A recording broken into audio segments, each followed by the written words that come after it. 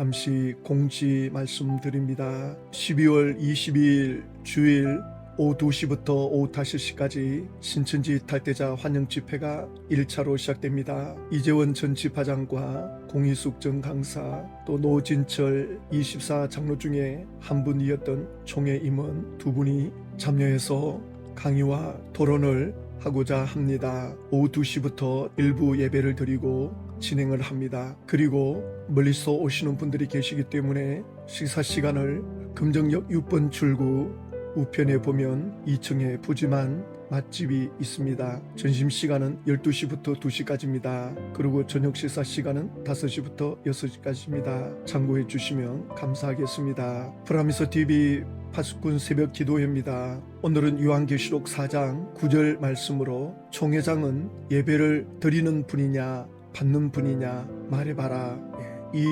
이재원 전 집화장이 신천지 안에 계신 분들에게 말했던 내용입니다. 계시록 4장 9절 말씀을 보시면 그 생물들이 보좌에 앉으사 세세토록 살아계시는 이에게 영광과 존귀와 감사를 돌릴 때에 사도 요한은 천국에 올라가서 제일 먼저 목격한 내용은 24 장로와 네 생물이 하나님을 경배하는 내용입니다. 하나님께 영광과 존귀와 감사를 돌리는 내용을 보게 됩니다. 보좌에 앉으신 그 하나님 아버지는 세세토록 살아계시는 분이라고 소개하고 있습니다. 영원토록 살아계시는 분.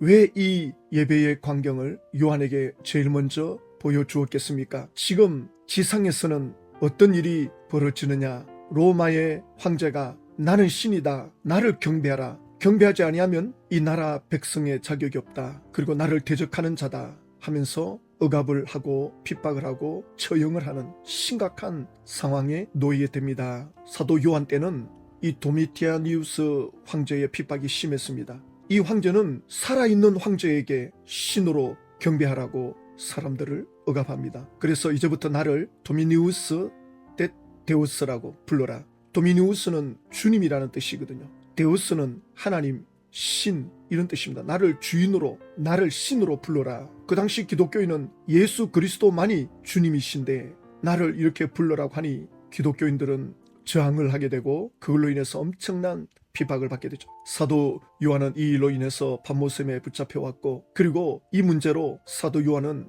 말할 수 없는 고통을 겪게 되는데 천국에 올라가서 보니 하나님의 보좌는 영원토록 살아계시는 분으로, 그러나 땅에 있는 황제는 영원히 살아있는 존재가 아니다. 땅에 있는 황제를 두려워하지 마라. 그는 잠시 있다가 사라지는 존재다. 우리의 경배의 대상은 하나님이시다. 하나님 아버지만이 우리의 경배를 받으신다. 그분만이 우리의 주인이시고 우리의 하나님이시다. 땅에 있는 황제의 그 핍박에 맞서 이길 것을 사도 요한은 계시록을 통해서 말씀하고 싶었던 거죠.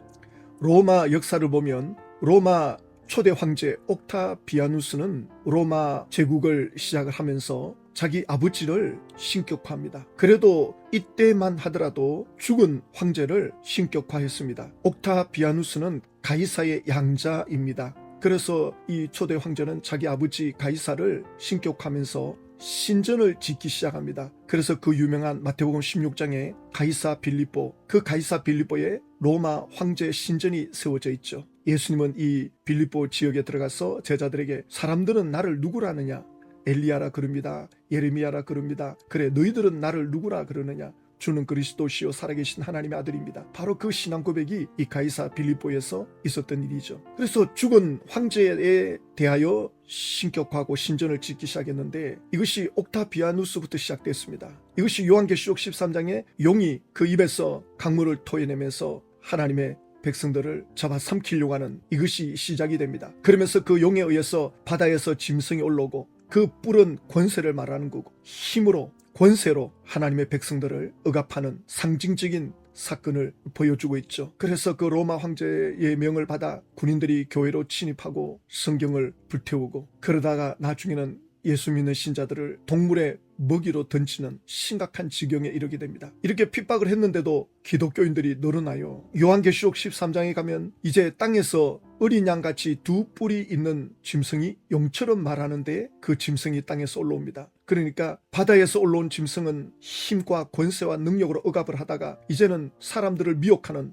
그래서 로마 신전에 와서 경배하면 매매권을 주고 상업을 잘할 수 있도록 도와주는 이런 666표를 언급하는 이런 미혹의 일이 또 일어나게 되죠. 지금 북한은 짐승 같은 지도자에 의해서 기독교가 완전히 말살을 당하고 있습니다. 우리 개신교 대한민국은 짐승의 핍박보다는 땅에서 올라오는 어린 양같이 두 뿔이 있는, 그러면서 용처럼 말하는 이 사이비 교주들에 의해서 사람을 신격화하는 그런 일이 지금 대한민국에 일어나고 있습니다. 한때 신천지 총회장을 위해서 찬양을 부르는 찬송이 나왔죠. 그 찬송 내용에 다 감사해라, 이긴 자 그 이름을 영원토록 찬송하리라, 이재원 전 지파장이 신문에 기고한 내용입니다. 이만희까지 찬양의 대상에 들어간 것이다. 그래서 물었다. 총회장은 예배를 드리는 분이냐 받는 분이냐 말해봐라. 씨알도 안 먹히더라.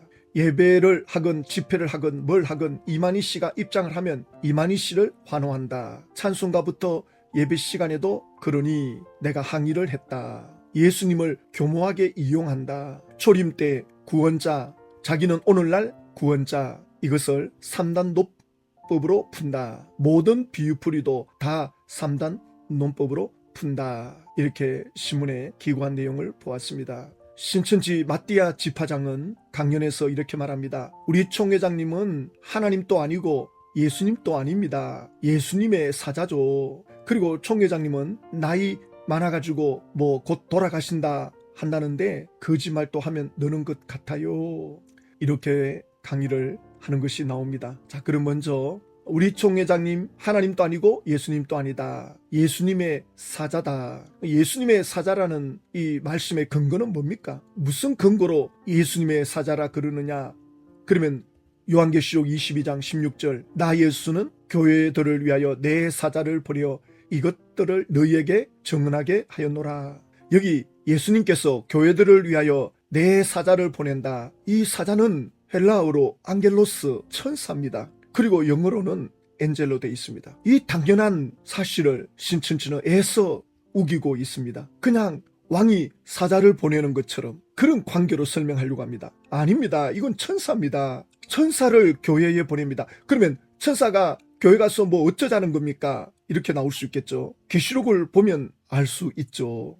계시록 1장 1절에 보면 예수 그리스도의 계시다. 예수님께서 펼쳐 보여준 거다. 이것은 하나님이 예수님에게 주사 반드시 속히 일어날 일들을 예수님의 그 종들에게, 예수님을 따르는 종들에게 보이시려고 그의 천사를 그 종, 예수님의 종 요한에게 보내어 알게 하신 것이라. 그래서 요한이 천국에 올라가서 경험하는 그 모든 그 경험 속에 천사가 가이드 역할을 해줍니다. 그래서 그 천국과 환상을 경험한 요한은 너무나도 감격스러워서 그 천사에게 무릎을 꿇죠. 계시록 22장 8절에 보면 이것들을 보고 들은 자는 나 요한이니 내가 듣고 볼 때에 이 일을 내게 보이던 천사의 발 앞에 경배하려고 엎드렸더니, 이 일을 내게 보이던 천사가 바로 이 일을 하는 겁니다. 영적 세계를 보여주고 깨닫게 해주고 이끌어주고, 천사가 요한을 이렇게 이끌어 주었습니다. 영적 세계를 경험할 수 있도록 천사가 이렇게 개입을 해가지고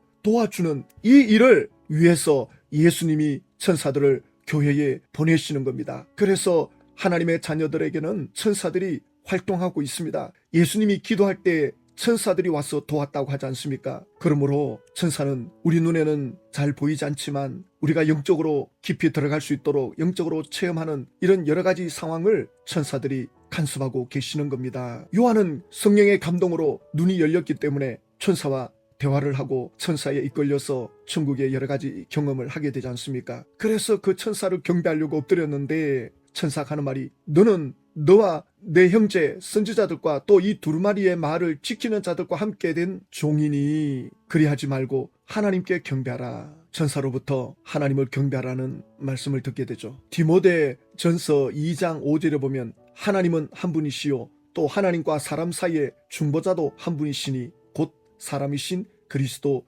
예수라. 하나님과 사람을 이어주는 분은 오직 예수 그리스도뿐입니다. 사람이 하나님께로 나아갈 수 있는 길은 예수 그리스도밖에 없습니다. 그런데 신천 총회장은 예수님의 사자다 그래놓고는 나의 말을 들으라, 신천지로 오라. 그리고 신천지 강사들은 실제로 총회장은 이긴 자다. 그래서 이 시대에 천국 가는 길은 총회장을 만나는 거다. 이것이 총회장이 예수님 노릇하는 거 아닙니까? 말은 우리 총회장은 하나님 아닙니다, 예수님 아닙니다 라고 말하지만, 말로는 구원자 아닙니다 말하지만 실제로 총회장을 만나야 된다, 신천지로 와서 계시록의 말씀을 들어야 된다. 이게 바로 구원자 노릇하는 거 아닙니까? 이렇게 대놓고 사람을 속여요. 천국 가는 길이고 진리고 생명이다. 예수님은 2000년 전에 초림으로 끝났다. 이것은 결국 계시록 22장 18절에 계시록의 말씀을 더하는 겁니다. 하나님이 주신 두루마리에 그 말씀을 더하고 빼는 겁니다. 그래서 그에게 재앙이 더하여질 것이요, 신천지 12지파에 들어와서 계시록의 말씀으로 입맞아야 천국 백성이 되고 천국이 내려올 때 그 영을 덧입는다. 이렇게 가르치고 있는데 이것이 바로 중보자 아닙니까? 이 시대에 중보자 역할을 하고 있는 것 아닙니까? 이게 구원자란 말입니다. 여기 와야 구원받는다. 이게 구원자인데, 우리 총회장님은 예수님이 아닙니다. 말로는 예수님 아니지, 예수님 사자라고 하지. 그러나 그 행동은 예수님 노릇하고 있단 말입니다. 그러니까 신천지 총회장은 예수님을 이용하고 있다고요. 그러니까 이재원 전 집화장이 그 관계자들에게 총회장은 예배를 드리는 분이냐, 예배를 받는 분이냐, 어찌 찬송가에 이기는 자 그 이름을 영원토록 찬송하리라, 이렇게 찬송가를 만들어서 세뇌시키려고 하는 거 아닙니까? 지금 신천지 총회장이 계시록의 말씀을 뜯어 고치는 거라고요. 예수님께서 나 예수는 교회를 위하여 내 사자를 보낸다, 그래서 이것들을 너희에게 증언한다. 이것들은 계시록의 내용의 말씀이십니다. 나는 다윗의 뿌리요 자손이니 곧 광명한 새벽별이라 하시더라. 왜 예수님께서 여기에다가 이 말씀을 덧붙여 놓았습니까? 예수님의 정체성을 분명히 하기 위해서 이렇게 붙여놓은 겁니다. 딴소리 하지 못하도록, 신천지 교주 같은 총회장이 나오지 못하도록, 신천지 교주 같은 자들이 나와가지고 바로 이 사자가 나다, 교회들을 보내는 사자가 바로 나다, 이런 엉뚱구리 같은 이런 주장을 못하도록 예수님이 못 박아 놓습니다. 나는 다윗의 뿌리요 자손이다, 광명한 새벽별이다, 이 말씀을 하는 겁니다. 이 말씀의 의미가 무엇이냐 할 때, 예수님이 자신을 다윗의 뿌리요 자손이니 곧 광명한 새벽별이라고 하신 것은 그분이 구약의 메시아적 예언을 완성하신 분이며 하나님의 구원의 빛으로 새 시대를 여는 주님이심을 확증하기 위함입니다. 이 말씀은 성도들에게 위로와 소망을 주고 요한 계시록의 메시지를 강력하게 마무리하며 예수님의 재림과 하나님의 나라의 완성을 기대하게 합니다. 바로 이 목적으로 예수님은 교회들을 위하여 내 사자를 보낸다. 그리고 나는 영원히 사라지지 않는 빛이다, 구원의 빛이다. 바로 이 예수를 전하게 될 것이다. 그런데 신천지 총회장은 뭐라고 합니까? 예수님은 초림으로 끝났다.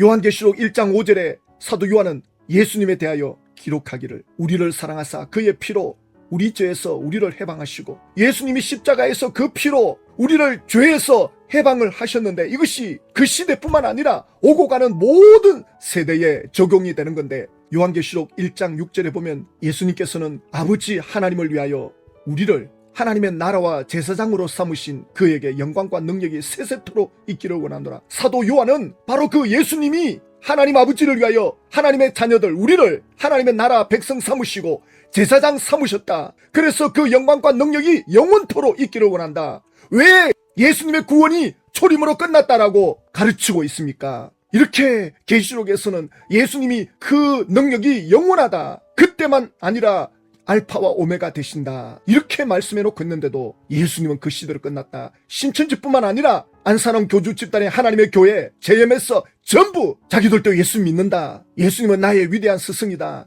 말로는 그렇게 하죠. 그러나 여기 와야 구원받는다. 전부 지옥 갈 인생들입니다. 그들은 마귀의 종노릇하고 있습니다. 마귀가 불과 유황못에 던져질 때 그 억압으로 했던 짐승들, 또 속이고 미혹했던 거짓 선지자들 전부 불과 유황못에 던져집니다. 밤낮 괴로움을 당합니다. 신천지 총회장이 계시록 18장 19장 20장 이루어지면 천국이 이 땅에 이루어질 것처럼 사람들을 미혹하는데, 예수님은 이렇게 말씀한 적이 없습니다. 그가 예수님께로부터 태어난다고 하는데 이것이 거짓말이라는 것이 이제 곧 100% 드러날 날이 오는데 총회장이 사망하면서 끝날 겁니다. 이렇게 끝이 났는데도 총회장을 두둔한다. 정말 그것은 아예 죽기로 작정한 거예요. 지옥 가겠다고 작정한 겁니다. 이 안타까운 현실을 우리는 직면하고 있습니다. 이건 영적 전쟁입니다. 요한계시록에서 13장의 그 짐승의 뿔, 또 용같이 말하는 양, 배후에 이 세력에 의해서 이 교주들이 놀아나는 겁니다. 그 왕들이, 그 마귀에 의해서 놀아난 겁니다. 영적 전쟁입니다. 우리는 눈에 보이지 않는다고 없다 이렇게 말할 수가 없습니다. 성경을 통해서 우리는 보이지 않는 세계를 볼 수 있는 눈을 가졌습니다. 오늘 또 이 믿음으로 우리는 기도할 것입니다. 하나님 아버지, 신천지 집화장 강사들은 우리 총회장은 구원자가 아니다 라고 말하지만 그의 가르침은 신천지로 오라, 그리고 계시록 18장 19장이 성취되면 천국이 내려온다, 예수님과 전혀 상관없는 주장을 하고 있습니다. 이건 귀신의 가르침입니다. 아직도 깨닫지 못하고 미혹받아 따라가고 있는 이들이 너무나도 많습니다. 총회장이 산다면 그들이 깨닫고 예수님께로 온전히 돌아설 수 있도록 성령이 역사해 주시옵소서. 신천지안에 이 미혹하는 영들, 이 영적 전쟁을 위해서 기도하는 파수꾼들이 전국 12지파에서 일어나고 말씀의 종들이 일어나서 이것을 막을 수 있게 하여 주시옵소서. 예수님의 이름으로 기도드립니다.